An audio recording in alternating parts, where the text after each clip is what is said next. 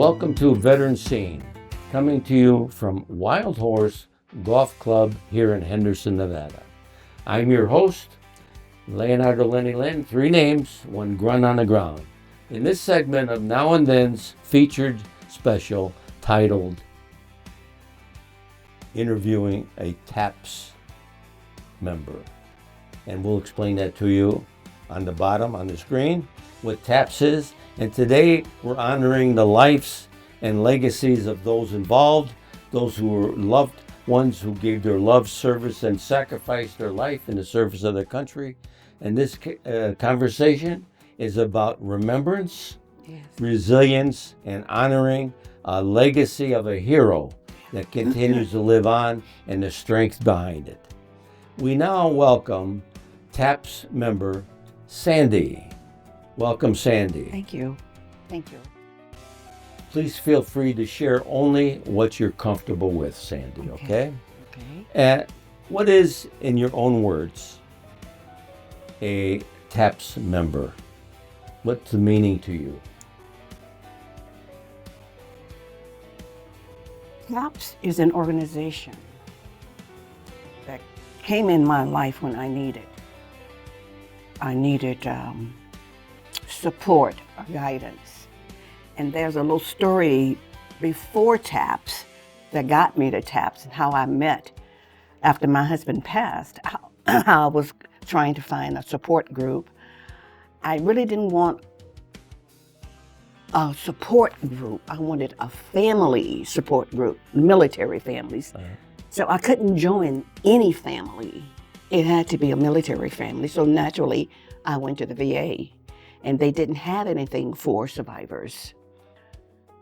But I found TAPS, and later on we would decide how I even got to meet the person that introduced me to TAPS later on in the program. But it has been my lifesaver.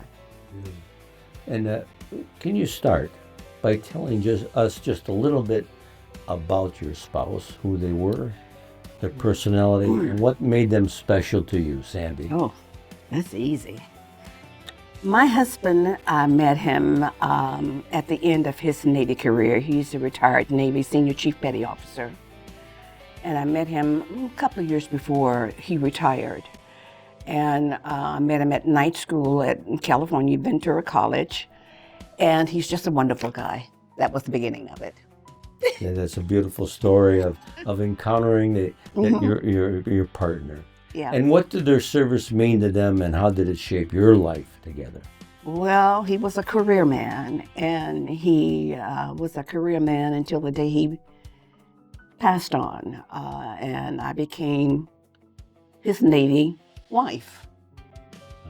If you're comfortable, can you talk about the moment you learned of their loss and what those first days were like for you? Yeah, I can. It's a little hard, but each day it's better.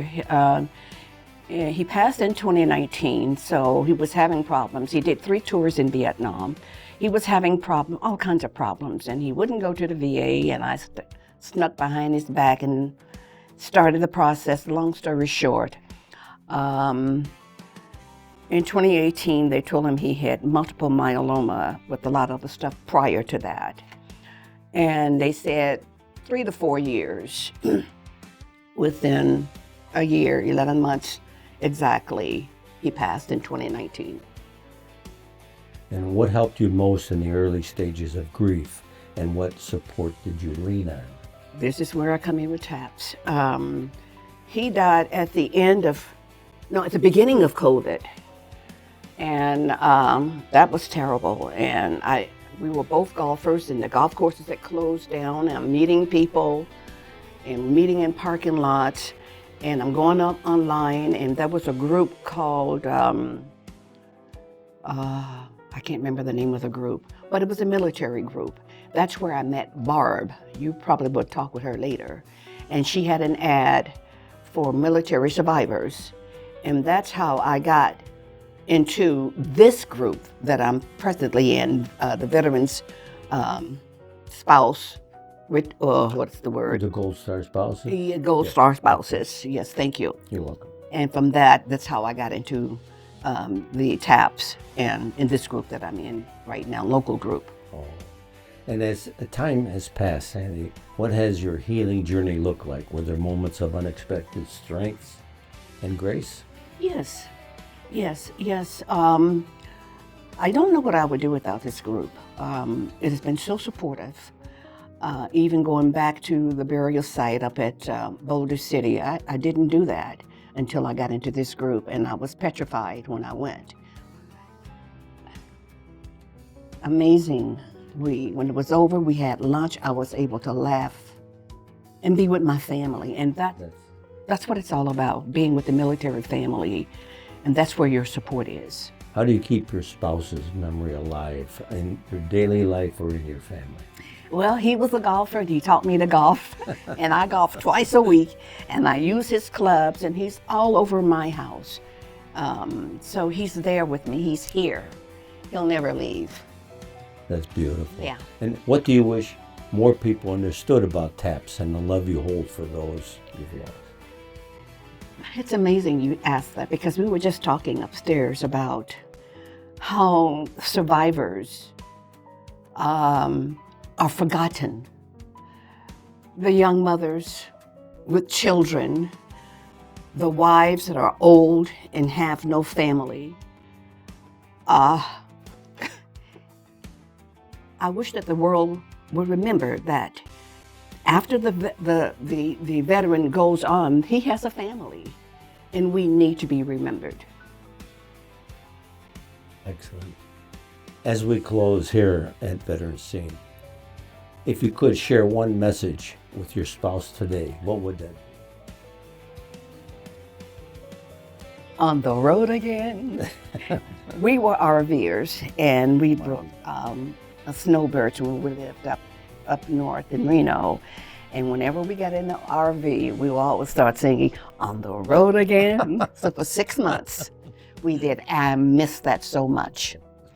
I miss that so much. You want to be a free bird on wheels. I want to do that again. And we will post all your contact information as soon as you give it to us on our Veterans Scene site for all those to see about TAPS. Okay, we want to thank you. And now as we sign off, we'd like to thank our technical staff and their director, Sid, for all the expertise in recording, editing, and airing our program. A special big thank you to you, Sandy, of course, for your courage in sharing your story with us. Lastly, I thank you to all the listeners out there. Your support keeps these messages very important and the conversation going. We at Veterans Scene are honored to have you, Sandy, and we'll be back with more stories of strength. And for your courage and support, for those from Veterans Scene, to you, dear. Thank you. Thank you. You're welcome. Bye. Mission out. Mission complete.